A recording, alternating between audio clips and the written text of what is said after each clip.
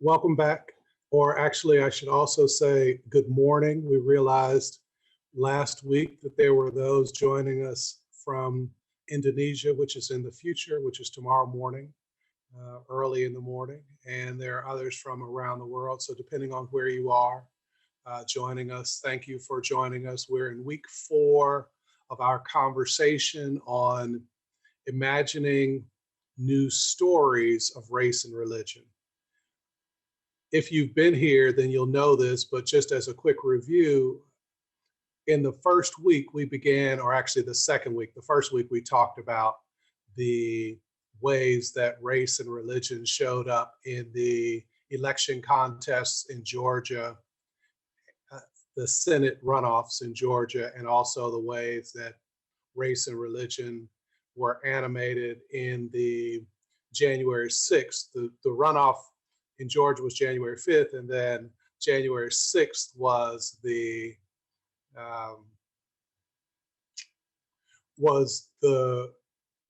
whatever it was called, the insurrection, the protests at the Capitol. And so those two happened in close order, and they both were deeply informed by certain narratives of religion and race. And so we looked at that. But then in week 2, we were trying to make a distinction between stories and narratives, where a story is a single incident with all of the well-known features of story, the plot, the character, a beginning, a middle, and end, some kind of trajectory, and some confrontation or complication that happens. And so we looked at stories.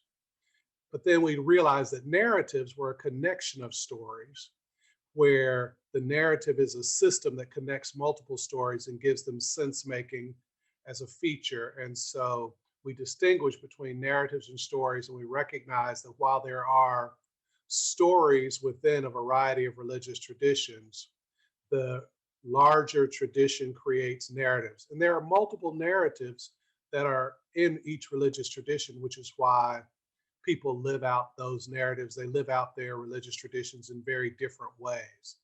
And so we've talked about the distinction between narratives and stories. And what we were going to do this week, so our focus this week is I invited you to think about children's stories. And the reason that I wanted to talk about children's stories is to remember when and how some of these narratives that we have began to emerge. Like, many of them emerged before we realized them, and we have taken them in, and they inform us in fairly unconscious ways, or ways that aren't necessarily in our immediate awareness. We are informed by them, and these are stories, children's stories that are told, just general myths and folklores and children's literature, but they're also the kinds of children's narratives that are shared in a variety of religious traditions. And what narratives do, what stories do, is kind of share the narrative frame. And what the narrative then does is give us an idea of how we're supposed to behave, and what's good and what's bad, and who's in and who's not, and what's the right way to be a certain kind of person. Is there a right way to be a boy? Is there a right way to be a girl in particular cultures? There are certainly children's stories that help to tell that. Are there particular ways to behave as a child? There are certainly children's stories that help us to shape those narratives, or help us to transmit those narratives from one generation to the next. And this is what the children's literature does. It helps us to transmit from one generation to the next how these narratives shape our behavior and our being. And so I'm excited today to have a few panelists that are willing to join us for this conversation. They're not necessarily sure what's going to happen. This is the courageous, those who jump in. And so we're going to explore children's stories and then try to unpack and see where and how narratives that may have been unconsciously transmitted are present and what that might do to our identity or our being. So panelists include Stephanie Mirza, Ronnie Ansari, Charlie Pine, and Jane Pitts, and Alex Shue. Yes. Oh, and Tina is with us. Oh, sorry. I didn't notice. Perfect. So very exciting for this panel, because you all have no idea what you're going to be asked about, right? Which is the courageous space that I love for you to step into. So I want to invite you to think about a story that you heard in your childhood, a story not like a personal family story, but a story that would be like a bedtime story, or a story that might have been read to you. And it can come either from a religious tradition or from a cultural tradition or some other just generic story that was read to you that you remember. It was impactful, or it was one of your favorite stories. And I would love if one of you has a story in mind to begin with. I just want to have you share a particular story, and then we're going to play with it and see what narratives may be undergirding or may be kind of embedded in that story.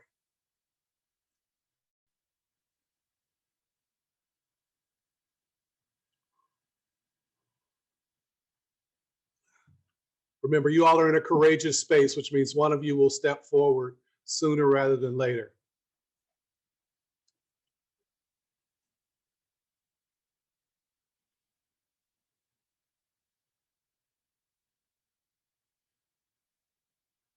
Okay, Stephanie, I'm calling on you.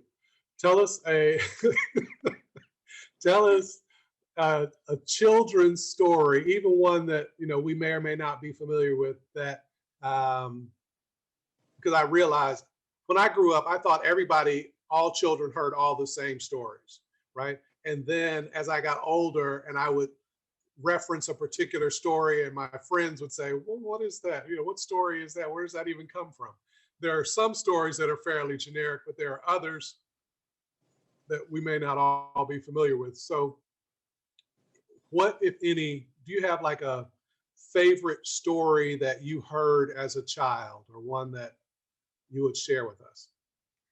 Okay, do you mean like a storybook or an oral story? Like either one, either an oral story or a storybook, like something that was told to you more than once, right? That's tricky. Let me think for a second. Professor Hooker, I was just going to say in the Q&A, one of the other attendees asked if they could narrate a story. Oh, yeah.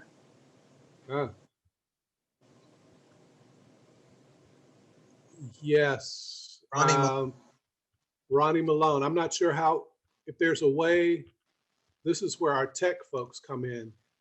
Is there a way to unmute for the moment so that Ronnie can share a story? I'm off the hook. Yeah. I was trying to help you out, Sheila. Sorry. Thanks, Charlie. If technology will help you, then Ronnie may have bailed you out. Ronnie.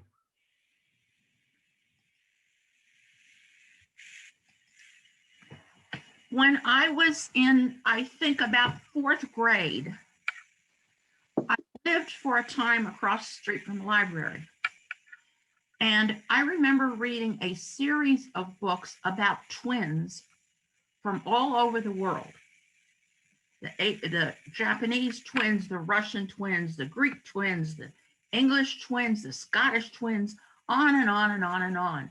But the one, and I can't remember because there were maybe 30 of them, but the one that always stuck with me was the Pickaninny twins. I am sure this series of books is long out of print, but I have never forgotten that particular one in the series, set in the American South. Mm. And they worked in the cotton fields. And they had a mom and a dad and a baby, a sibling, a baby. And that's all I remember. This is a couple of years ago since I was in fourth grade. Sure. It never left me. Mhm. And what, if anything, like, so it was a story that you read yourself, not one that was read to you. I read it myself, yes. Okay.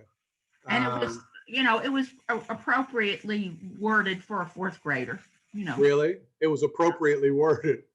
Well, I mean, the reading level. Maybe it was, no, it wasn't appropriately named or worded. Don't get me wrong, Dave. It was a reading level that I was 9 at the time and I could read it, Okay. bigger Okay. words. That's fair. Actually, some of the other ones from other parts of the world had much bigger words, Yeah. places and things like that. Sure. Yeah. So thank you, Ronnie. That's really helpful. So it's interesting, without being able to detail it, just labeling the twins in a particular way. And I also imagine if it was an illustrated book, It was. they presented the twins in a particular way. But they were little. They were little twins. Maybe the twins in all these books were about 8 years old. okay. But they had the little girl had pigtails and the little boy had really curly black hair. And yes, they were colored. The books were illustrated in color. All of them were. And they worked in the cotton fields. And they worked in the cotton fields. And I imagine they enjoyed that. Oh, sure. Every page they had smiles on their faces. Sure. Yeah. And what do you imagine the background intention of that story was? What's the narrative in the background of that story? Well, okay, this would have been in the early 40s. And I believe that they were written before the war. They were not brand new when I was reading them. So I would think that they were written in the 1930s. And I suppose it was to expose people to places and cultures that they didn't know.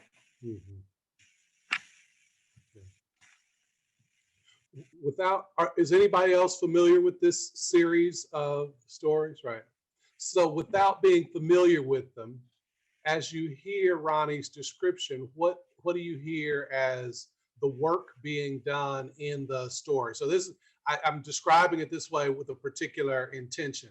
There's work being done in this storybook. What is the work that's being done in the book? They're telling us that they're very happy children, and they're just doing real well. Right. And so that's the frontline story. What's the work being done? There's heavy lifting happening in the back of that story. Slavery's fine. Yes. What else?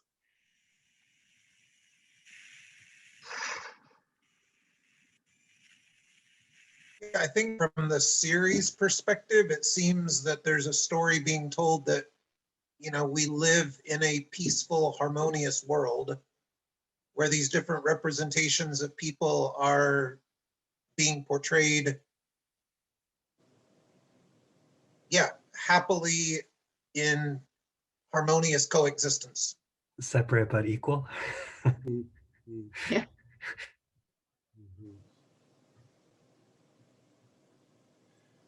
So when someone is happy, what meaning do you make about their existence? Like if you see somebody and they seem to be happy, what is it that what signals does that give you about their life?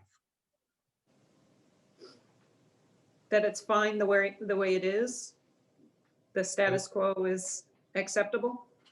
that what they've got is fine, that it's perfectly. And so part of the heavy lifting of a series of books like that would be to describe people in particular conditions as acceptable as this, not just the status quo, but as maybe even a good thing, right? That they're happy there, they're doing what they're supposed to do. This is the natural order of things. Yeah. This is the nature of the narrative. Like, you wouldn't ever say in the book necessarily. You might say they were happy, they were glad to be there. This is their lot in life, but usually you're not that explicit about it. You have some background, some undisclosed work that the storybook is doing. So Stephanie, you've been off the hook for a while. You're back on the hook. Tell us a story. Okay. Yeah. You really got me, because I was always an avid reader as a child. And as soon as you asked me that question, I drew a blank. But I can think of a couple examples. One being the Hardy Boys series. But I don't know what to say about that, except that they were white, middle class or elite, young guys who, solved all the problems. Mm-hmm.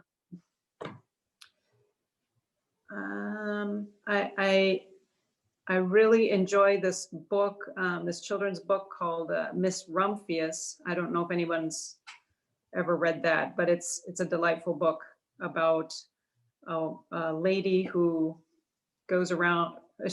Well, I don't know. I don't need to get into the story, I guess. I don't know.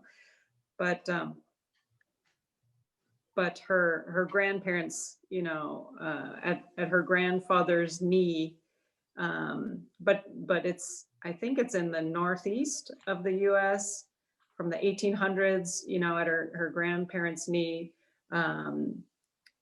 They exhort her as a child, you have to do 3 things in life. Mm-hmm. You have to, you have to travel. You have to, I can't remember. And you have to make the world a better place, or you have to make the world more beautiful. So she studies, and then she travels, and she goes to like Africa, and it's a very kind of white woman going to tribal, but she learns a lot, and then she comes back to her house on the cliffs, and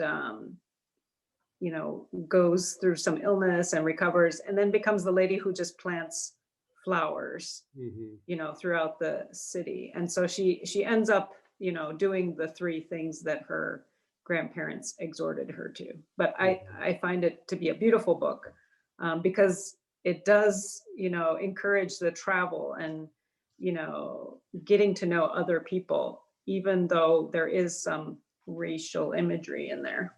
Sure. So this is the way that children's books and games work, is they portray a certain set of values, and different values are embedded in different stories and different narratives, right?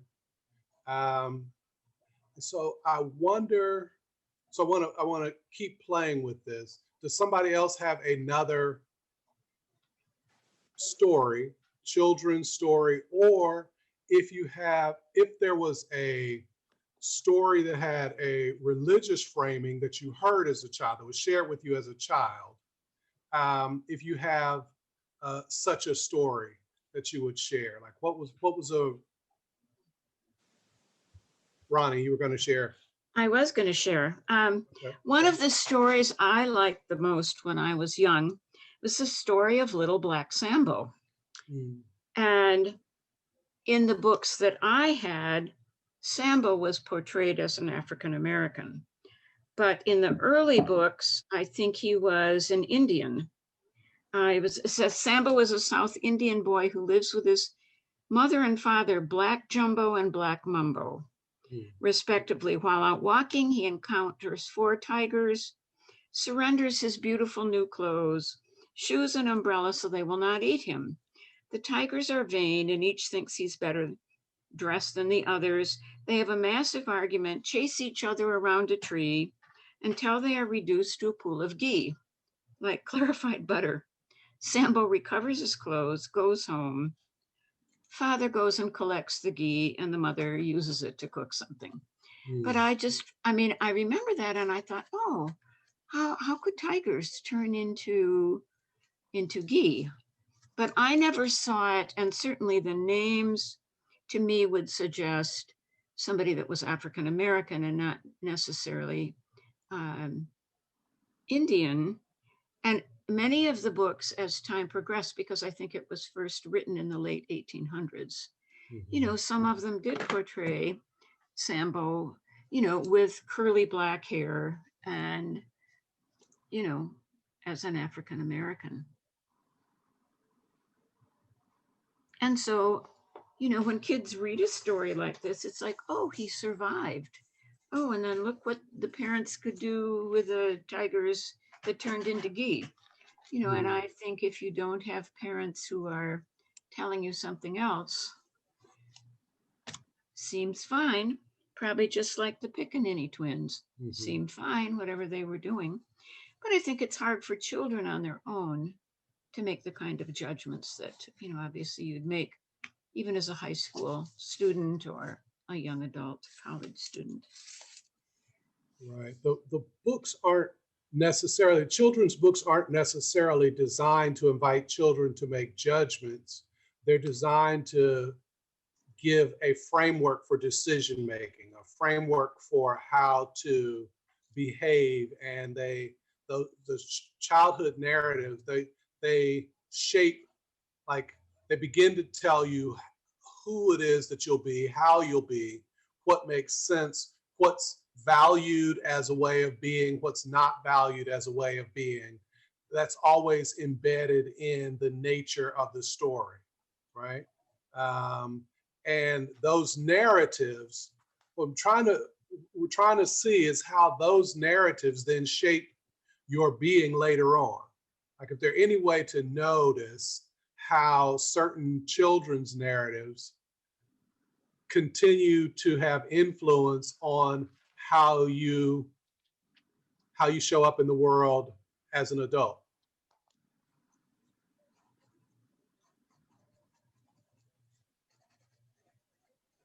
Professor Hooker, just to interject, there was a comment that was in the Q&A if you wanted to weave that into the discussion at all in terms of how different messages might be portrayed depending on the background of the author. Yeah. So the comment says, if the writer was colored, the message can be opposite effect. And do you have a sense of what that, Charlie, do you have a sense of that? My first reaction upon reading that,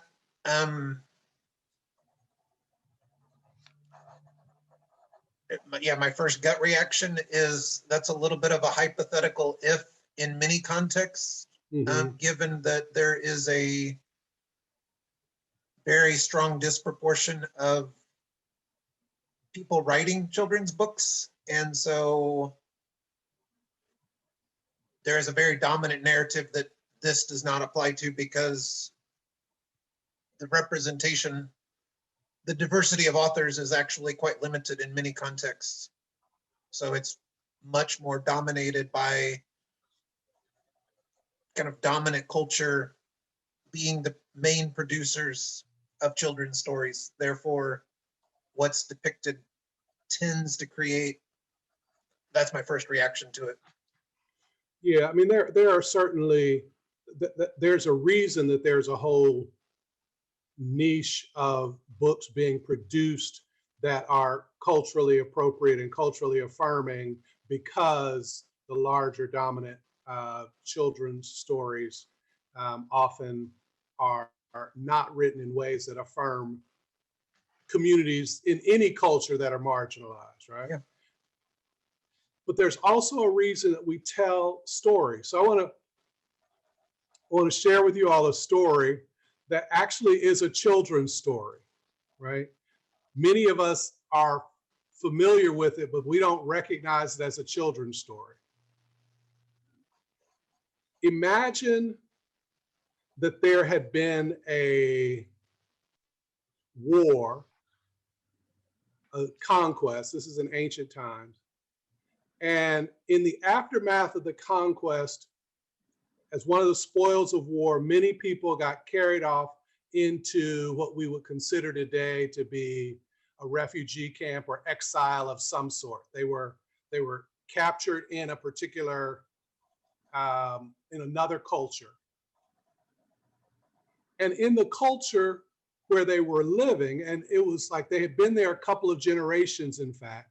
And so over time, they became familiar with the creation stories of the people with whom they were living. And one such creation story tells, one creation myth describes a world created by the blood and guts that was spilled in the aftermath of a war between the gods. There were multiple gods, and there was a lot of trickery, and there was deceit, and there was fighting, and there was war, and the earth and the people were the product of the blood and guts of these gods that had died in the midst of this war. That's the story. That's the creation myth of this one community. And recognizing, so let me stop there. Let me put a pin in that. If in fact you were created, if you understand that the origin of human beings, the origin of humanity was the result of, or was the product of blood and guts that had been spilled in the midst of warring faction with deceit and guile, what would that tell you about what was important? What were values that are important in the world? How would that guide your way of thinking and being? How might that, not would it, it's not predictive, but how might it? What are some of the ways that might shape what you think is important?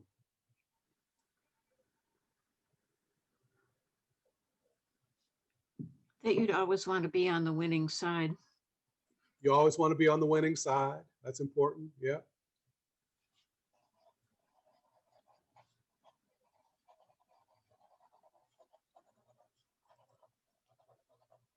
That it was necessary, That it was necessary, the blood and guts is necessary for you to exist. right. That it's blood and guts are necessary for you to exist, which means that there's probably not a problem with the continuing spilling of blood and guts. That's just since the beginning, since the foundation of humanity, blood and guts and violence and deceit and guile have been an important part of the origins and the relationships. It's all of what's necessary. It's just in our being. Yeah. So, I'm sorry, you're muted, Jane. You're muted. That new life only comes out of chaos and violence. New life comes out of chaos and violence. Exactly. That's good. That's good.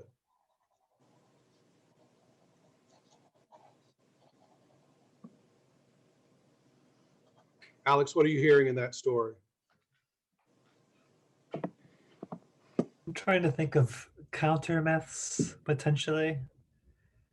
That if gods can be deceitful and filled with guile, maybe that's their job and we're just different from that. Could be that we're different from them. It also could be that you're emulating the gods when you're being deceitful and operating with guile and violence. You're emulating the gods, right? Right. Yeah, yeah. So then there was a story told because the children who were living, who had been captured and were living in exile, were beginning to pick up the values associated with that ontology, with that way of being, somebody decided to tell them a different story. And the story is something like, before the earth was formed, they sat them down around a fire and they said, look,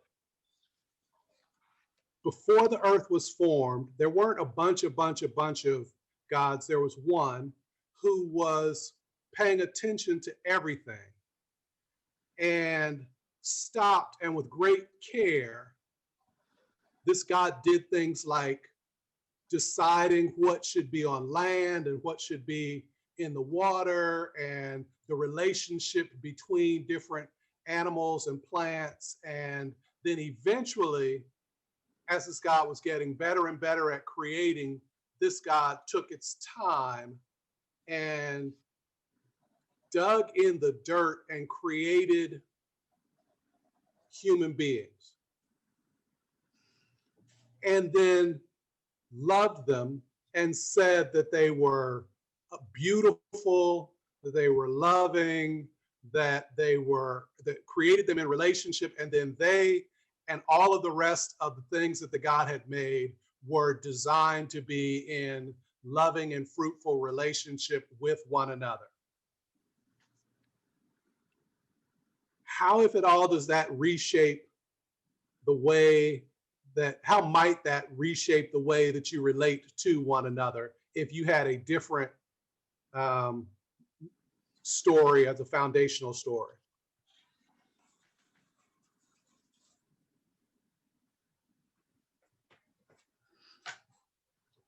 Well, I think you wouldn't have the notion that blood and guts and all the gore, was acceptable. That wasn't how things were done. Mm-hmm. That wasn't how one succeeded. They would be, on the other hand, loved by this one God. And I think, follow the rules. And because he'd so carefully set up the world. Mm-hmm. And so things are orderly. It's not that Right. It's not that the world is about chaos and violence, but that the world is organized in order with, specific kinds of loving and caring relationships. And so it just changes the nature of the relationality. Someone has a hand up. We're going to hear from. It also really gives dignity to the person, because you're made by this person who loves you, and that makes you more valuable and worthwhile. So it's not about fighting and being the toughest and shedding the most blood. Right. That's Right. a whole different way of getting your identity. Charlie, come on. Yeah, I think for me, what it actually creates, though, is I think that kind of a story would produce a certain amount of disorientation. The original story you told would actually provide a certain level of consistent coherence, that the origins match my current experience. Mm-hmm. Whereas this new narrative would actually be somewhat disorienting, that would say there's this origin story, but it breaks down in terms of its interpretive ability. Like, how did my world come to differ so significantly Mm-hmm. from that origin story? Right. And that's actually, Charlie, that is actually a brilliant insight, because what it's doing, what narratives do is tell us who we are and where we belong. And so the disorientation actually would highlight the fact that they don't belong there.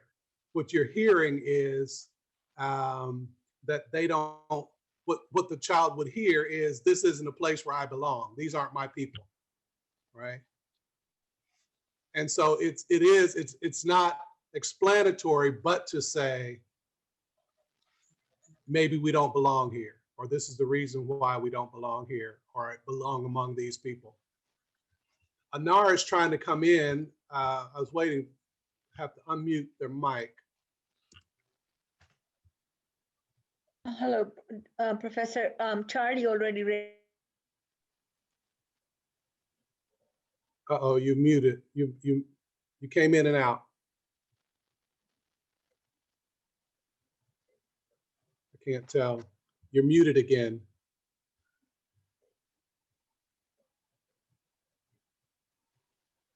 Hello. Hello, hello. My question was already read to you by Charlie from the chat, so I don't have another question. I don't know why my raised hand is not going down. Oh, okay. Okay. Thank you. Yeah. Thank I you. can't. Perfect. Perfect. So if narratives work to tell us how we should be, with whom we belong, with whom we don't belong, what are the nature or the proper kind of bounds of behavior? So that the narratives give you some idea. These children's literature particularly, but all narratives kind of help to shape what our behavior should be, what our actions, what's a good thing, what's a bad thing. So, you know, all the children's stories, if you didn't behave, if you wander off, you're likely to get eaten. You know, the Hansel and Gretel, the Grimm's fairy tales, the Little Red Riding Hood kind of thing were all designed to kind of create a space for children. It kind of constrains children's behavior. Little stories like that help to shape what's proper behavior. And then other bigger stories tell us who belongs and who doesn't belong, where we belong, where we don't belong. As you think about that,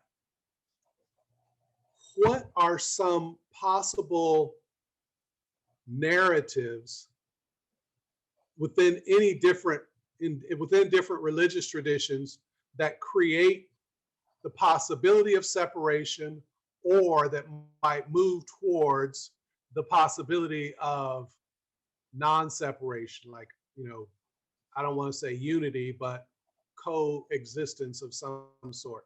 Like, are there stories that have narratives behind them that encourage separation, or that encourage connection from your different traditions, or that you are aware of from different faith traditions?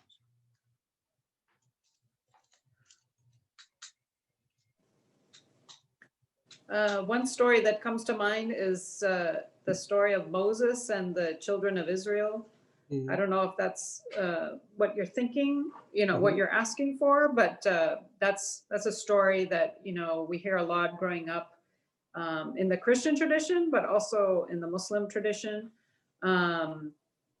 about, you know, being oppressed and stomped on by the Pharaoh, and having to, you know, escape from that after multiple attempts, you know, to negotiate with the Pharaoh, and all the plagues and everything, then just having to get away because, you know, you're out of options.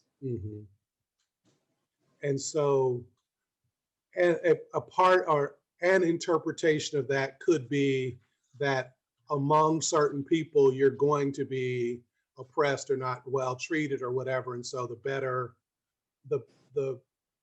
better act of wisdom is to come out from them, to be separated from them. Right. And in that story, I mean, God is having Moses lead them out. So it's mandated from the highest point. Right. Okay. So there's God ordained separation, which is always the more powerful. Whenever the narrative is kind of incorporates God as a prime actor or prime director of action, then that gives it a certain additional level of of influence in how you think about Mhm. yep, belonging. Yep. What might be other stories, Charlie? I know you've got a couple wandering around, just roaming. You're ready to go. Well, the one that comes to my mind that, as we've discussed in our family, how fascinating the story of Noah, how that is portrayed at two levels. For years in our family, we've commented, how did this story ever become this decorative theme for nurseries, nice pictures of all the animals on the boat? Uh-huh. And so it's told in that way of like, oh, look at how cute, you know, all the animals got together and they were happy on this boat. And yet the actual account, religious text, biblical, is this: I'm wiping out all of mankind through this flood, Right. save this one family of 8. And so just last weekend, we watched a video retelling of Noah that was much truer to the religious text. And I'm watching this unfold with 2 teenagers at home, and wow, like, okay, the story being told here. But I've been fascinated by both accounts of that it's a very violent, judgmental, God's judgment on the earth, a flood, total destruction. And yet there's this other part of the story that's fascinating of how did it become reportrayed, at least. It's not so much even told in this other depiction, but it's just who came up with the idea of these are such cute pictures that we put in baby nurseries, and kind of the breakdown between those two.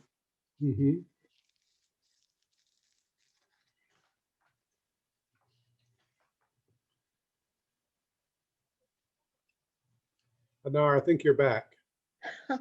I was just going to say that 2 traditions came to mind. One is the Hindu tradition where they show Krishna being brought up by a communal set of women that are adoring him and loving him, and how he's the village favorite and all that. So acceptance from everywhere, even if they're not your immediate family, which gives you a communal sense of love. And then when you look at the stories of Prophet Muhammad, we have how kind he was to the slaves that he freed and how he stood up for them. And he did not agree with having slaves, and the kindness towards orphans and women show a much more inclusive story, unfortunately completely ignored by the way the Muslims behave. But the original story gives you a much more inclusive, loving, and honest picture of the opposite of what we were talking about. That's all. Yeah, I think that there are narratives. This is always the thing, is that there are narratives, stories that betray particular narratives that are in almost every tradition that support loving, inclusion, caring, affirmation of you know, treating those who are marginalized, those who are in otherwise endangered or some way, treating them well. There are always those narratives, and there are narratives which can be interpreted otherwise, right? For exclusion, for separation, for hierarchy. And so it's always interesting as to which among those gets more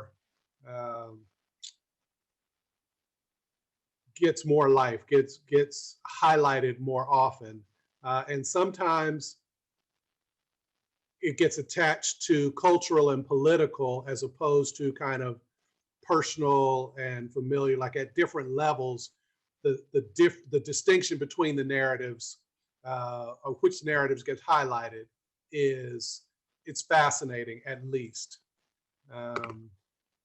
Do you believe, Professor, that parents ultimately are the ones who are going to choose which books to read and what morale and morality to conclude from the stories that they read? And that's why we don't get a universal way of looking at anything, because it's the own prejudices of the adult reading to the child. So really the responsibility rests with us as parents or grandparents to try to see things differently and pass that message along going forward. I think that parents or that caregivers have a great opportunity to influence, and stories are embedded in every system and structure, so that while parents may make conscious choices as to what they are relaying, narratives exist in every aspect of our social ecology. They're embedded in symbolism. They shape systems and structures. They design any number of other things. And so we get exposed to those narratives in a variety of different ways.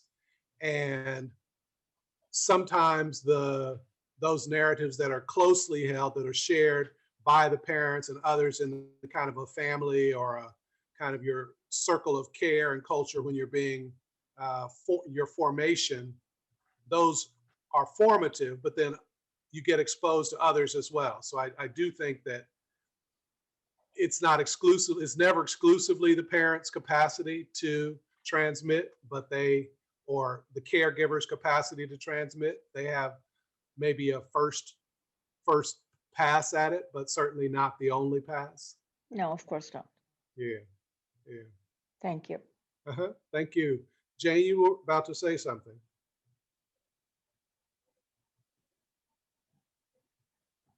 You muted yourself. You just muted yourself. You just muted yourself.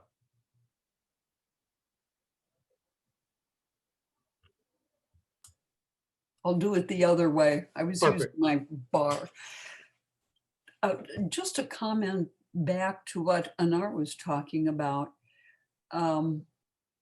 Imagining children hearing, back to your first story that you gave, David, of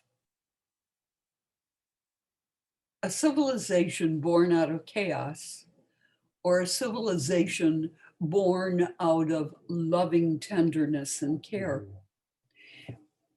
It seems to me if a child is brought up that with those stories, with both of them, with both narratives, or a different child is brought up with one and another child with the other, that so much would depend not only on the person who's telling them this story over and over perhaps, but what they notice in the present narrative, in their family, in their culture. And, it's so dependent on not only the story being told, but the experience. Right. No, that's exactly right. So the narrative is infused in all of the relationships, in where you put your resources, in the structures, in the testimonial authority. And so you hear stories, and stories sometimes align with what you're seeing, which is what Charlie was saying, I think, which was this story becomes disorienting if I hear you tell me about love, but we exist in this space that's crafted completely in violence and in oppression and in chaos, then I'm having trouble assimilating and really fully embracing this story that you're trying to share. So there is that countering. So sometimes we create counter narratives, and the hope is that you have to live and create relationship patterns, and sometimes you have to create rules and relational practices, patterns and practices, so that your way of thinking is affirmed. And so you create a bunch of rules and you say, in the story, in our origin story, there's only one God, so you only have one God. And we can't really give you a picture of that God, and so don't make any pictures of that God. And, your parents are telling you this story, so honor your parents. And then these are some other ways that you relate to one another. You don't lie, you don't cheat, you don't steal, you don't, lust after other people's stuff. You don't, that kind of thing. Those are just relation. And so we set those rules, and then we try to create a community around that to reinforce how we live into this counter narrative that we're telling in a community, right? And so all of that goes together. Like, you try to create a narrative that then creates rules for how you live, and those rules, the belonging, establishes our identity. Try a completely different question. We're still in the same narrative framework.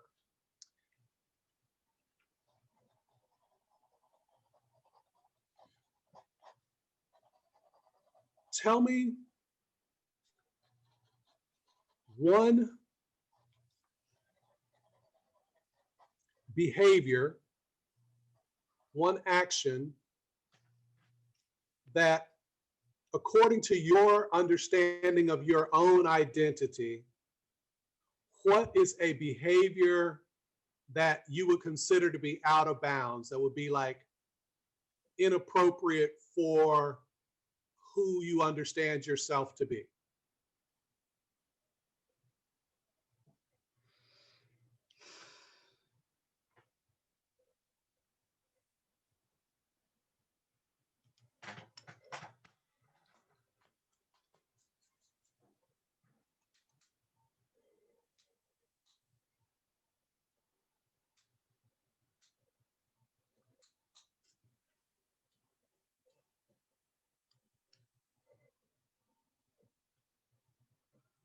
Not being honest, lying, cheating, stealing, those kinds. Is that the kind of thing you mean? Those? Well, yeah. If that's true for you, that's so. Why? Where'd you get that from? Who told you? What makes that like? So it's not That those would be undesirable things. Yeah. How do you know? What's the source of? What's the narrative that tells you that those would be undesirable? How did that come to be true for you? Family and church. So these were things that were told to you over and over. Right. Right. That was the beginning part of it. Right. Okay. Okay.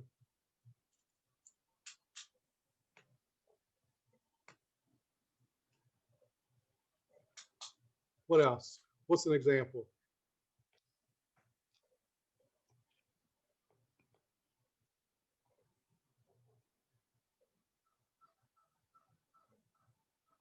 I don't think I would run around a Target without a mask on right now. And why? I don't want to hurt other people. Mm-hmm.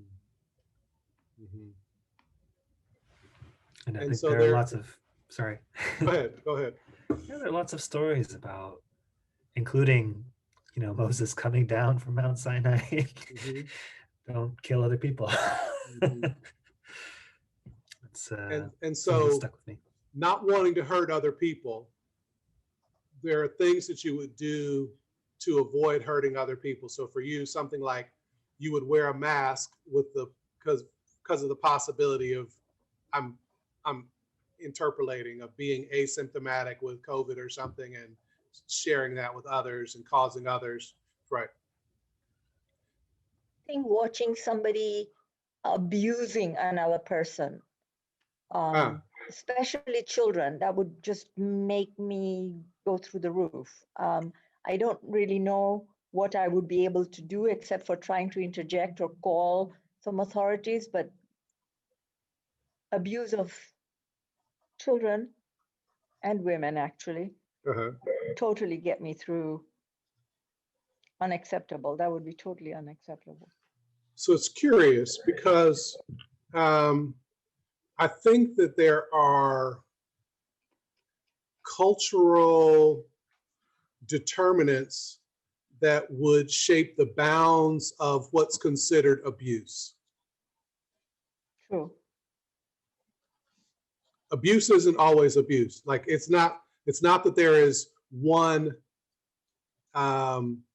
standard essential understanding of what is abusive as opposed to what's within the proper bounds of relationality, right? Maybe physical abuse then is, I should say. Even. Oh, That's why there's so many debates about whether capital punishment, can you spank not capital punishment, corporal punishment. Can Yeah. you spank a child? Can you, at what level, what year was it that we outlawed the rule of thumb in the United States? What year do we outlaw the rule of thumb? Yeah. You know the rule of thumb. no. The rule of thumb, it came from British common law, which was to say you can never strike your wife in public with a rod that is wider than the circumference of your thumb. And that came over with much of the rest of our British common law. And at some point it got reinterpreted and we overturned it here in the United States, but that's a rule, right? That's a thing. And so abuse is it has a different measure and in different, the extent to which a child or a wife is property as opposed to personhood will shape what's considered abusive. But anyway, so that's important. So the question is, like, everything that's out of bounds for you, everything that is that you consider to be a behavior that's unacceptable comes from a particular narrative, maybe one that you've cooperated in creating, but most of them were ones that were given to us. They were either, some of them were structured in law, but many of them were given to us in kind of the moral transmission of our codes, our cultural codes, right?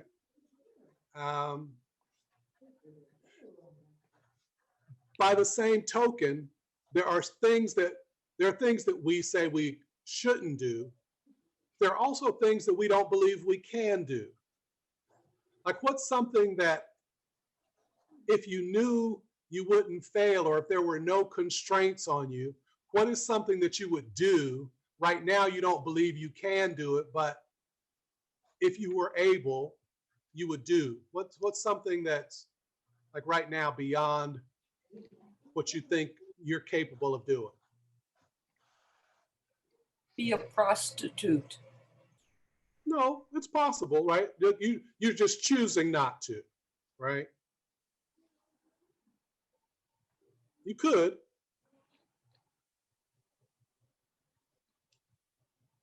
What about flying? What about it? Like jump off a building and fly? Uh-huh.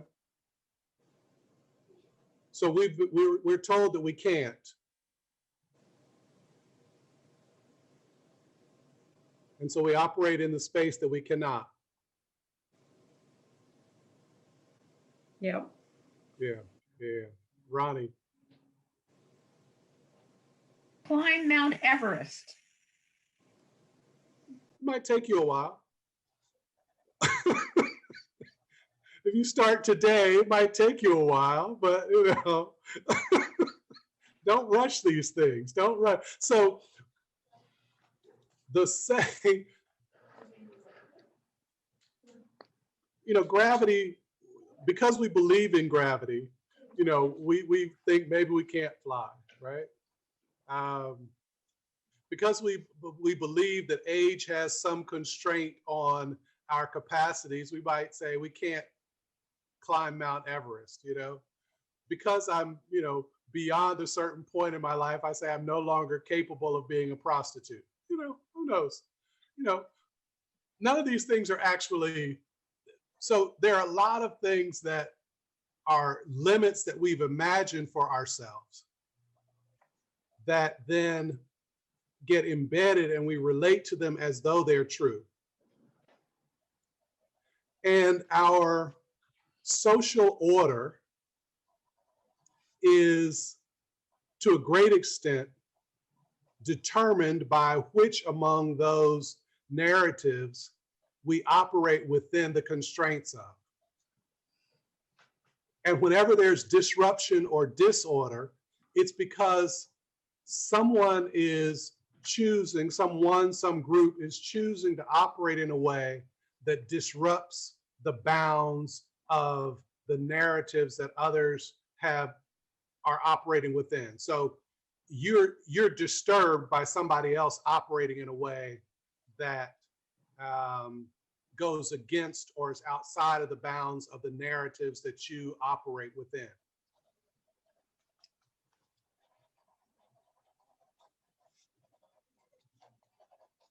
All the narratives get to do, they tell us what we choose, judge, we choose what's right, what's wrong, we make these decisions, and we try to organize society in particular ways with certain values. And then when certain things happen that go against those narratives, they feel somewhat disruptive. The insurrection in January 6th on the Capitol seemed to be against the bounds of what some people thought made sense in terms of the operation of a democracy, right? The operation of the smooth, the peaceful transition of power, those kinds of things. That insurrection seemed to go against that. But obviously, not for everyone. I mean, there were tens of thousands of people for whom that they were not disrupting a narrative, they were living in a narrative. There are narratives that are given to us from our understanding of religion and race, among other things, and gender,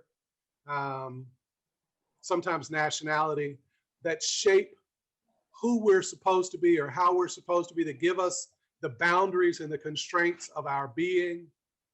And then if we're trying to craft a new and different world, we have to imagine narratives that reshape those boundaries.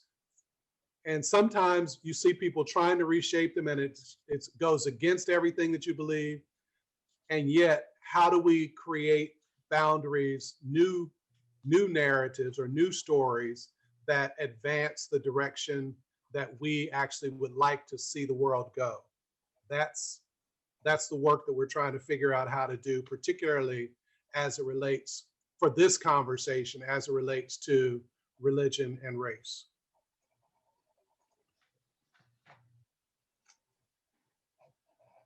Charlie.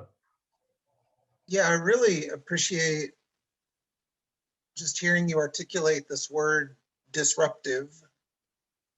And it really seems like it's a critical piece of this whole theme that we're exploring of how do we imagine new stories. Mm-hmm. For the last couple of weeks, 2 or 3 weeks ago, I believe it may have been Mark who was in as one of the panelists. And I just appreciate his articulation of, I don't want a certain new story to come forth. And he was referencing like the 1619 Project. Mm-hmm. Like, I don't want to embrace that story because I end up as the villain Mm-hmm. of that story. Mm-hmm. And the last few weeks, I've been like, that thought has stuck with me, and appreciating his ability to articulate, like, that's not what I want. Like, can't we come up with a more harmonious story? But I've been wrestling with, like, yeah, I appreciate his articulation, but it seems to break down in my thinking in terms of I think that's maybe part of this process of imagining new stories. And to hear you use the word disruptive, until we're willing to embrace the disruption, will we ever change the stories? No, no. And that's the, Stephanie, go ahead. Oh, I just wanted to continue that line of thinking that Charlie has raised, because it's very interesting, I think, because the narrative that we've built for our society, in our own minds, we play a role in that narrative. And everybody wants to be the good guy or the good girl or whatever. But like Charlie was articulating, the problem that the other panelist was saying, like, I don't want to be the bad guy, but imagining a different narrative requires us to imagine ourselves in a different role, even if that's not the starring role or the good guy role or any main character. Even maybe we are the villain sometimes, or maybe we need to rethink the storyline. Tina. Yeah, that last piece has really made me think of how in all our traditions, the act of repentance is a significant part of what we're supposed to engage in to move the story along. And repentance is really a way of changing the story, isn't it? I was wrong on this, and I'm going to do something else. And it can be related to changing one's opinions or changing one's actions, or both. And so I think maybe one of the ways we can help change the story is to stress repentance more and to practice it more, instead of trying to prove how good we are and how wonderful we are, and that we're not the villains, we are the villains. And to tell the truth about that. I think that even as we imagine, most of us have some fears about the worst possible thing that could happen, and the possibilities of kind of societal deterioration. And we also have some space for kind of a hope for a future where things go really well,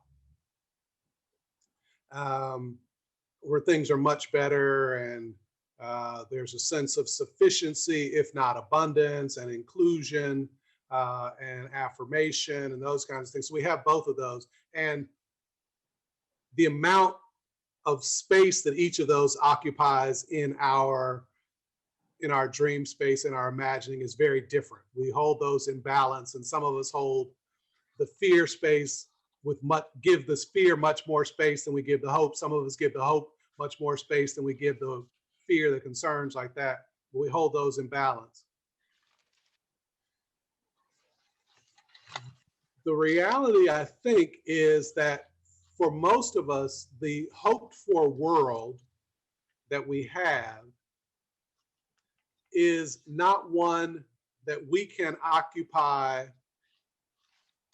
with our current identity. If that world is to come about and be, we actually would have to be different, because we currently organize our lives in relationship to the world that exists. And if we're imagining a different one, then we have to actually be different. And so the fear of letting go of who you actually are and know often overwhelms the hope for this new possibility. And so when you're creating a new narrative, sometimes you won't let it stretch as far as you'd want it to go, because it requires you to be completely different, or to be substantially different from who you are right now. So we have to actually practice being completely different in order to imagine ourselves into a new set of stories and narratives. And we're going to spend the last 2 weeks in that imagination. And so if we don't do that, how do we ever solve the problem of racism? Yeah. Okay. Isaiah 54:2. Extend your tent pegs. I don't know these texts like that, but you got to be different. I do know that much. Yeah, yeah. It's a standard understanding. This is, it's attributed, I think, to Einstein or Newton or one of those guys that says you can't solve a problem with the level of thinking that created it, right? You can't solve a problem with the same level of thinking that created it. You can't solve a problem with the same imagination that produced it. And so if we're trying to imagine being different, if we're trying to imagine the world being different, then we have to imagine ourselves being different.